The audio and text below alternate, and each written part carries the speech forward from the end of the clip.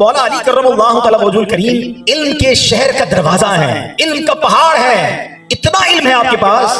ایک بار فرماتے ہیں کہ مجھے قرآن پاک کی ہر آیت کے بارے میں یہ علم ہے کہ یہ کب، کہاں اور کیسے نازل ہوئی.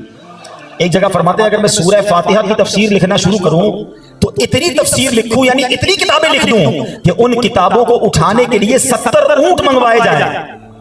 اتنا علم، تفسیر قرآن کا ایسا علم. اور تلاوت کیسے کرتے تھے کہ آپ کے بارے میں آتا، گھوڑے پر سوار ہوتے تھے نا، آپ بھی کبھی گھوڑے پر بیٹھے ہوں گے، ایک رکاب میں پیر ڈالیں پھر دوسری طرف سے پیر ڈالیں، چند سیکنڈ میں سوار ہو جاتا ہے بندہ. مگر مولا علی کی کرامت دیکھو، آپ ایک رکاب میں پیر ڈال کر تلاوت شروع کرتے تھے، اگلے رکاب کے اندر پیر ڈالنے سے پہلے پورا قرآن پڑھ لیا. کیا بات ہے، سبحان اللہ. مزہ بہت آ رہا ہے. مگر میں نے کہا تھا بیان کے شروع میں کہ اپنے لیے بھی تو کچھ سیکھنا ہے. پنجتن کے غلام ہیں نا، مولا علی کے چاہنے والے ہیں، بلکہ آج تو سنا کہ ان کی محبت ایمان کا تقاضا ہے. مولا علی سے پیار کرنا، ان کی تعظیم کرنا، یہ رب کا حکم ہے. لیکن مولا علی تو تفسیر قرآن کا اتنا علم رکھیں.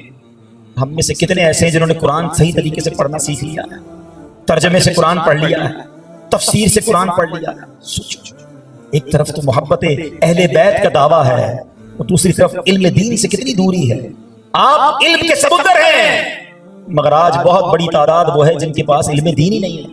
بیسک ضروری علم دین بھی نہیں ہے. نماز پڑھتے ہیں تو نماز کے فرائض نہیں پتا، نماز کی شرائط نہیں پتا، وضو کے فرائض نہیں پتا، غسل کرنا صحیح نہیں آتا، غسل کے فرائض نہیں معلوم، نماز جنازہ پڑھنا بہت سارے لوگوں کو نہیں آتا. بتاؤ نا، یہ تو ضروری ہے ہم سب کے لیے.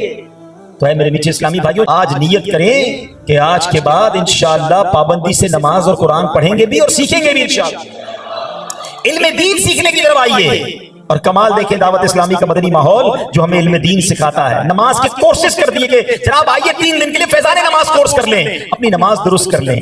پرابلم پتہ کیا ہے، ہماری نماز درست نہیں ہوتی تو اس کی وجہ سے نماز کی برکتیں بھی نہیں مل رہی ہیں. حالانکہ قرآن تو فرماتا ہے ان الصلاۃ تنہی عن الفحشاء والمنکر، بے شک نماز بے حیائی اور بری باتوں سے روکتی ہے.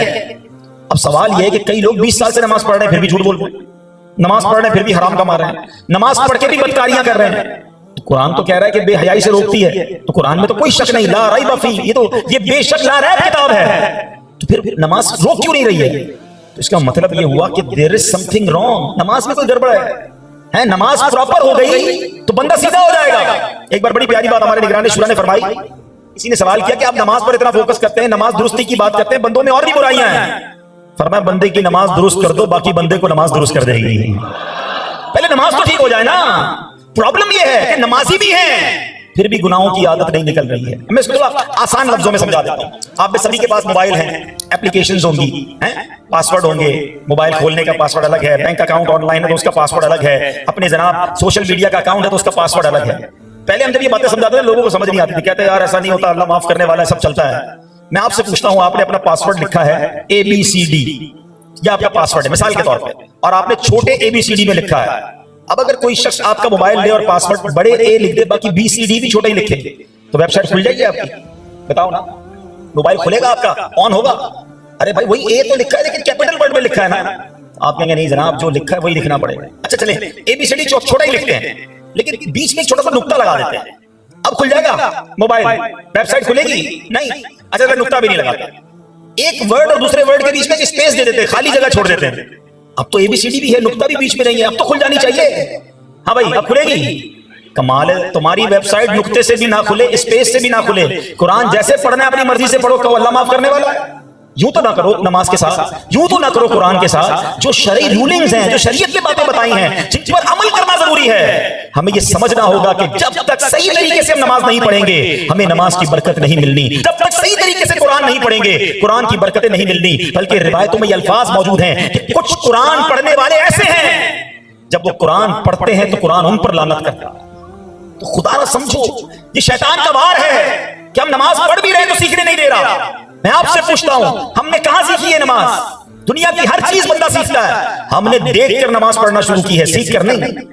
जब छोटे थे अम्मी अब्बू को देखा जैसे वो पढ़ते थे हम पढ़ना शुरू हो गए, मस्जिद में आए लोगों को वुजू करते देखा वैसे ही वुजू करना शुरू हो गए। आज तक लोग अंगूठे चूमते हैं वुजू के अंदर, क्यों भाई कहां पड़ा है, वो देखते हैं लोग करते तो हम भी कर रहे होते हैं, देख के वुजू हो रहा है ना, ठीक है, कोई पता नहीं कैसे हाथ डाल रहा है, कोई कैसे हाथ धो रहा होता है, अजीब अजीब तमाशे हैं, क्योंकि लोगों को देखा वो ऐसा करते हैं। बड़े बुजुर्ग मोहल्ले के 20 साल से नमाज पढ़, यही तरीका ठीक होगा, ना पढ़ने का टाइम ना सीखने का टाइम, वही वुजू का तरीका बन गया। अच्छा जनाब मुझे तो ये समझ नहीं आती कि वुजू तो फिर भी देख के सीख लिया, गुस्ल कब सीखा, वो किसको देखा नहाते हुए, तो सीखा ही नहीं है। अब वो पाकी मिल रही है कि नहीं मिल रही उसका अलग प्रॉब्लम है, नमाज में भी यही हाल है। तो आप कहेंगे जनाब देख तो रहा हूं ना, चाहे मैं आपसे पूछ लेता हूं कि एक बंदा ड्राइवर के बराबर में 20 साल तक बैठा रहा है, रोज जाता है वापस आता है, वो देखता है ड्राइवर यूं चलाता है गाड़ी, यूं गियर लगाता है, यूं क्लच दबाता है, यूं रेस दबाता है, तो वो बंदा कह सकता है चलो मैं रोज देखता हूं मैं आज गाड़ी चलाऊंगा। अगर नहीं भाई देखने से नहीं सीखता बंदा, किसी टीचर के साथ किसी ड्राइवर के साथ बैठकर चलाओ और उसको वो तुम्हें नजर रखे, वो तुम्हारी गलतियां बताए, तब जाके तुम गाड़ी सीखोगे। सिर्फ देखने से कोई नहीं सीखता, दुनिया की हर चीज करके सीखते हो, टीचर से सीखते हो, नमाज बगैर सीखे पड़े रहे, जो सबसे पहला फर्ज नमाज है।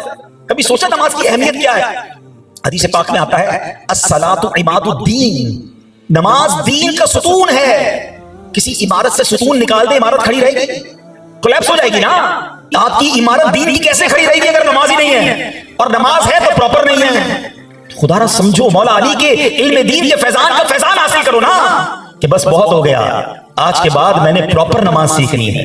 और यकीन करें जिसकी नमाज दुरुस्त हो गई वो नमाज उस बंदे को भी दुरुस्त कर देगी, क्योंकि अल्लाह के कलाम ने हक फरमाया है इन्नस्सलात तन्हा अनिल फहशाई वल मुनकर, बेशक कुरान कहता है बेशक नमाज बेहयाई और बुरी बात से रोकती है। आप सही तरीके से नमाज पढ़ो, आपको सजदों की लज्जत मिलना शुरू हो जाएगी, आपको रुकू की चाशनी मिलना शुरू हो जाएगी, आपको तिलावत का नूर मिलना शुरू हो जाएगा। मतलब प्रॉब्लम यह है कि नमाज अव्वल तो पढ़ते नहीं, पढ़ते हैं तो सही नहीं पढ़ते।